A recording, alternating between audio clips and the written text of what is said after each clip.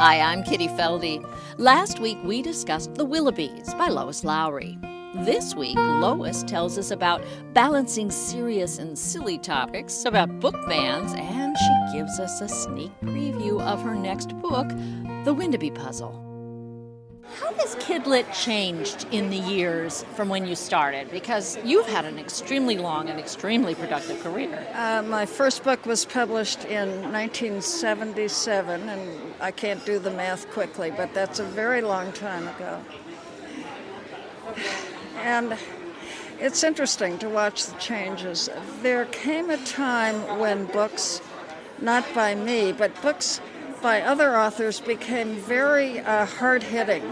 I'm thinking of The Hunger Games, for example, which is about children murdering each other.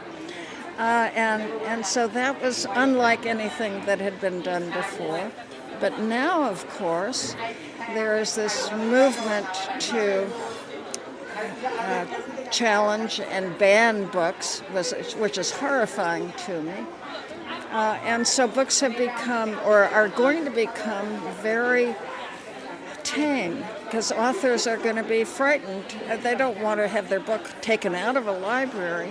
I think all of this will change eventually, but maybe not in my lifetime. The Willoughbys really surprised me because I don't think of you as a funny writer. No offense, but I just don't. I think of you as tackling really serious topics. Okay. But you missed out on part of my career then, because prior to The Willoughbys, I wrote the series about a character named Anastasia Krupnik. And those are very funny books. And then there was a spin-off from that about Anastasia's little brother. And those also, kids like them because they're funny. They don't have any deep, meaningful themes, but they make you laugh. And there's a place for that in literature, I think. Well, and I'm wondering if you need a break as a writer between writing serious topics and writing something that's not that serious. Actually, when I wrote the first Anastasia book, which was called Anastasia Krupnik, it was because I had written prior to that my first book, which was about the death of my sister when we were young. Second book on a very serious topic, and I was working on a third book that also came from my own past during a time when a childhood friend was murdered. I mean, those are dark books. And I decided to take a break from that third book and do something lighthearted. And I continue to do that. I do something very serious, and then I write something very silly. Keeps me interested. You mentioned banned books. The Giver has been banned of late. It's been banned ever since it was published 30 years ago. The town of Holland, Michigan removed it from its school system. So it's always been out there causing discussion and debate and trouble. That's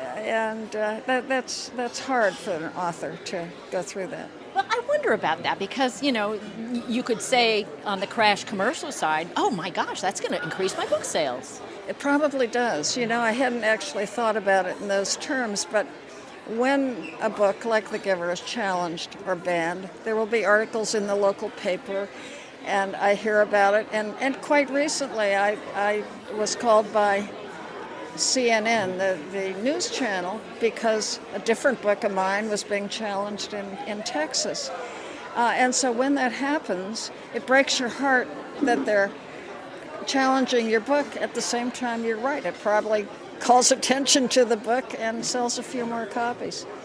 That's not a good trade-off, though. All right, let's talk about the new one. What led you to is it the Iron Age that we are in? Yeah, it was the Iron Age. Good for you for knowing that. That was the first century. It was 2,000 years ago. And what happened was, it was 2020, beginning of the pandemic.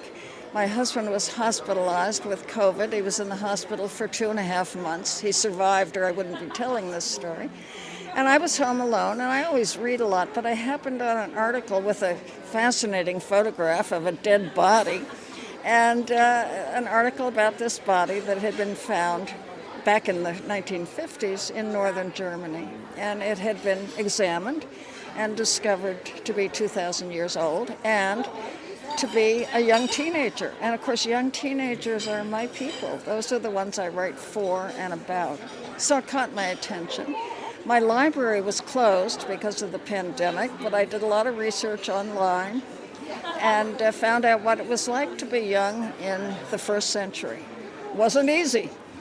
As a writer, though, I had a hard time figuring out how to deal with the fact that I was going to create this person whom I wanted the reader to like, but she was going to be dead in a terrible way by the end of the story. So I had to figure out how to do that.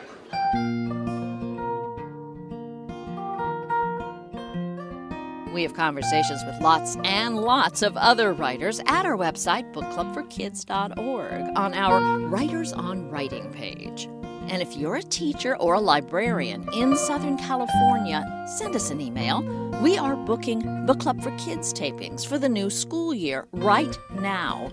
It is free, and we will send you all the information. Just email us at kitty@bookclubforkids.org. We would love to put your young readers on the show. I'm Kitty Felde. Thanks so much for listening.